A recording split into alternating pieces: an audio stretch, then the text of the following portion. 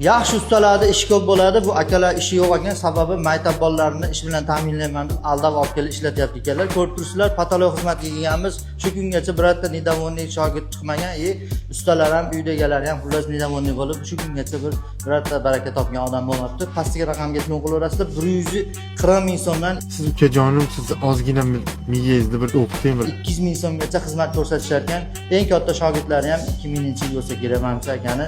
O'zlaring chaqirsalar albatta afsuslanasizlar. Bu akamiz respublika bo'ylab xizmat qilaman deb hozir Qirg'iziston bilan Tojikistonga ham ilashishni boshlabdilar. Kattaroq avion bo'lsa borib chay berar ekanlar.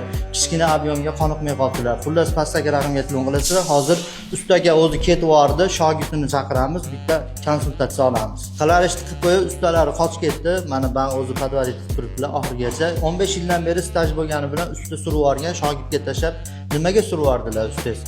Ha, to'xtatdim. Millat hamma o'mni Ustam ishtonini o'zidan katta turganda jim turish kerak. Ustalari 140 mingdan 200 minggacha respublika bo'ylab qilib beryapti ekanlar. Hamma yo'llarni olib berishingiz kerak. Bular faqat mehnat qilishadi xolos. Ovqatni yeb ichishi, hammani qilib, ikkita qizlar kelsiz, qizlarga yurishmasin ekan, to'liq mehnat qiladigan ekanlar. 140 mingdan 200 minggacha O'zbekiston qolib kattaroq avion bo'lsa Qirg'iziston, Tojikistonga chiqamiz deyapti. Pastda